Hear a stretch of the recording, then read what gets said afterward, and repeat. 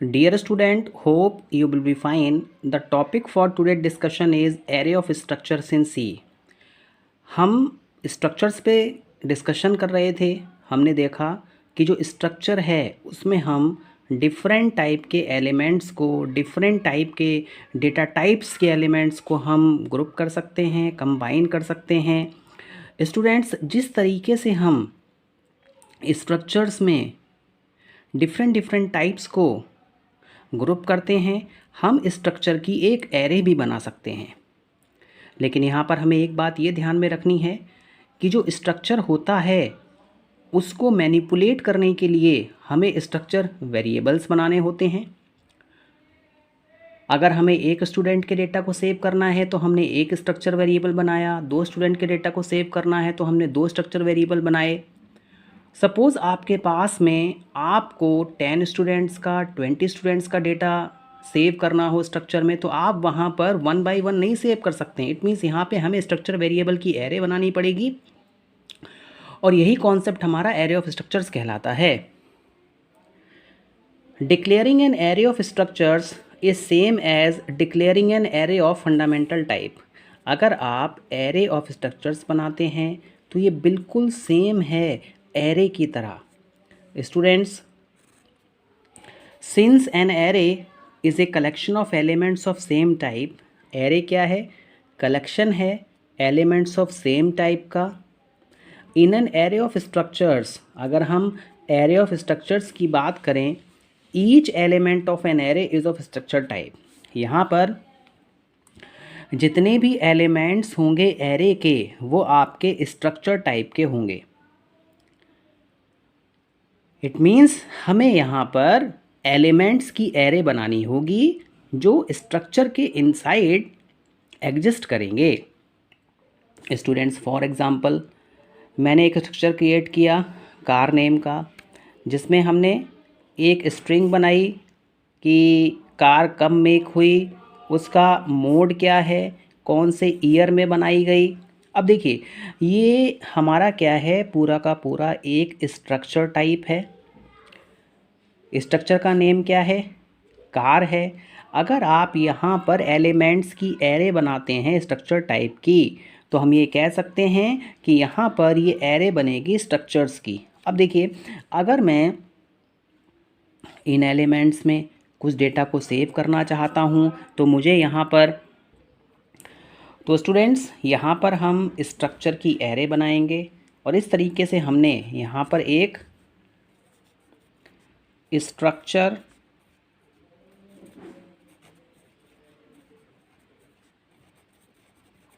Variable create किया।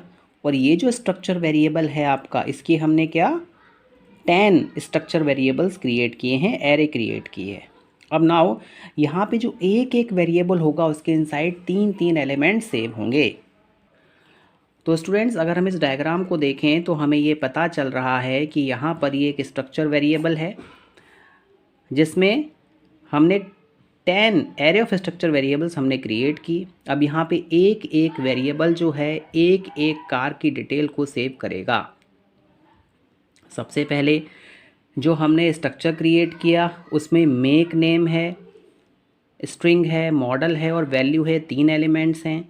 तो जितने भी स्ट्रक्चर वेरिएबल्स हैं वो सारे के सारे इन 3 वैल्यूज़ को कंटेन करेंगे, जिसमें पहले हमारे पास में ARR car 0 dot make, ARR car 0 dot model, ARR car 0 dot value. It means एक स्ट्रक्चर वेरिएबल जो है वो ग्रुप कर रहा है 3 एलिमेंट्स को। वही हमने यहाँ पर लिखा था, each element of an array is of structure type. Now students, here ARR car is an array of 10 elements. ये 10 एलिमेंट्स की एरे है। Where each element is of type struct car, जहाँ पे जितने भी एलिमेंट्स हैं वो कार स्ट्रक्चर को बिलोंग कर रहे हैं।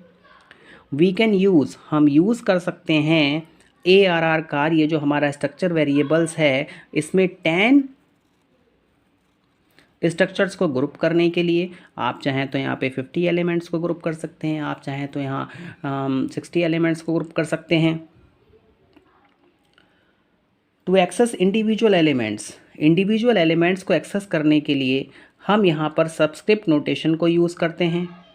And to access the members of each element, और जितने भी एलिमेंट्स हैं उन सब के एलिमेंट्स को एक्सेस करने के लिए हम यहाँ पे डॉट ऑपरेटर की हेल्प लेंगे।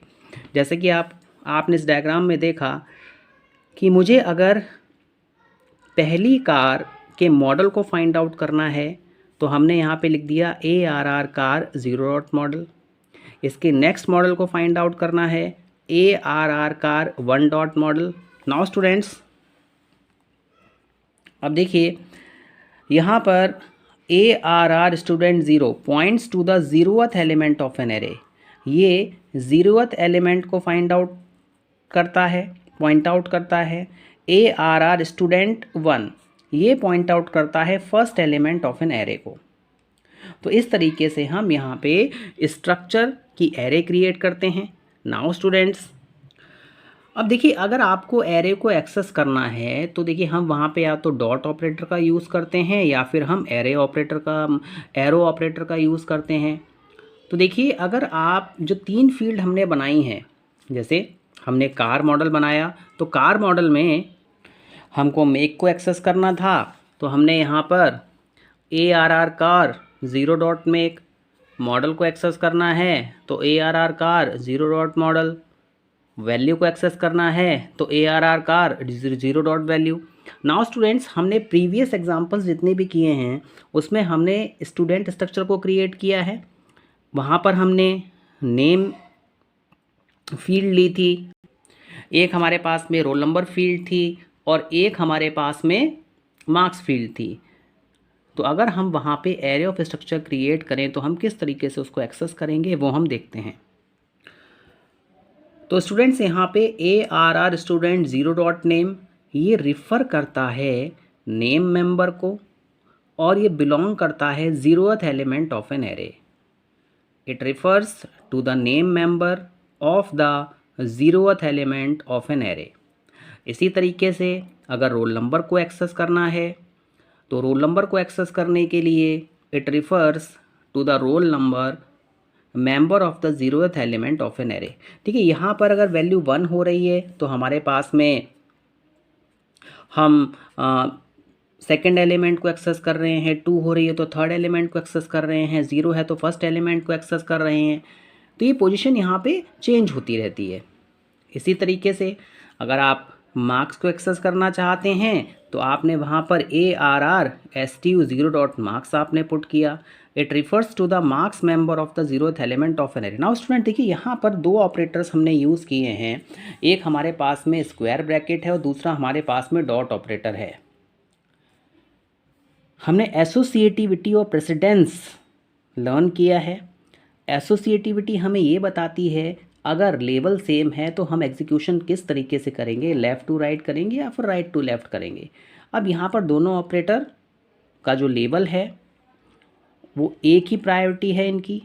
इट मीन्स हम यहाँ पे एसोसिएटिविटी रूल लगाएंगे और इनका जो एग्जीक्यूशन होगा वो आपका लेफ़्ट टू राइट होगा। नाउ स्टूडेंट्स, यहाँ पर हमने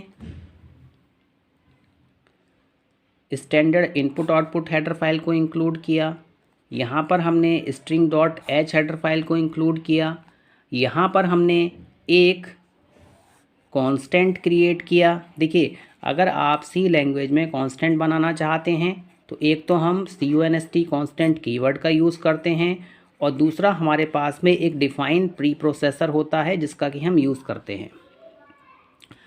तो यहाँ पर ये हमारा मैक्रो है, this is the macro name, this is the macro value. तो मैक्स क्या है, मैक्रो का नेम है और 2 क्या है, वैल्यू है। अब प्रोग्राम में जहाँ जहाँ पर मैक्स वेरिएबल आएगा वहाँ पर ऑटोमेटिकली जो इसकी वैल्यू है वो प्लेस कर दी जाएगी। मींस जो इसकी वैल्यू 2 है वो वहाँ पे जैसे कंपाइलेशन होगा ये वैल्यू 2 वहाँ पर पुट हो जाएगी। नाउ अब हम यहाँ पे एक स्ट्रक्चर क्रिएट करते हैं स्टूडेंट नेम का, जिसमें कि हम नेम, रोल नंबर और मार्क्स ये 3 चीज़ों को इनकॉर्पोरेट करेंगे। नाउ स्टूडेंट्स, इसके बाद हमने मेन फंक्शन क्रिएट किया।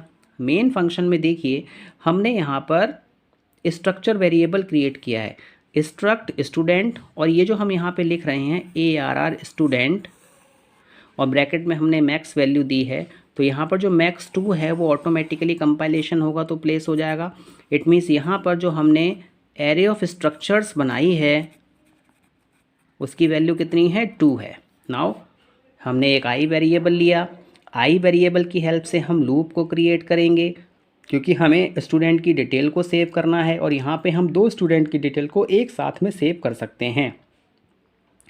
आपने देखा था प्रीवियस प्रोग्राम से हमने स्ट्रक्ट स्टूडेंट STU1 लिखा, STU2 लिखा, तो इसका मतलब क्या है, ये हमने 2 स्ट्रक्चर वेरिएबल क्रिएट किए थे। आप अगर आप एरे ऑफ स्ट्रक्चर बना देंगे तो आपको सेपरेट वेरिएबल्स क्रिएट नहीं करने पड़ेंगे, और with the help of loop हम वहाँ पे एग्जीक्यूशन कर सकते हैं। Now students, for i equal to 0, i is less than max, i plus plus, max की वैल्यू कितनी है, 2 है। एंटर डिटेल ऑफ स्टूडेंट, अब यहाँ पे हम स्टूडेंट की डिटेल को एंटर कर रहे हैं, i+1, क्योंकि 0 वैल्यू ली है, अगर फर्स्ट स्टूडेंट की डिटेल को सेव करना है तो 0 + 1 1 आ जाएगा। ठीक है, आपको बताया गया था कि जो एरे होती है वो इंटरनली 0 से स्टार्ट होती है। सबसे पहले हमने एंटर नेम किया, देखिए हमने यहाँ पे %s लिखा और यहाँ पे हमने एड्रेस नहीं लिखा है।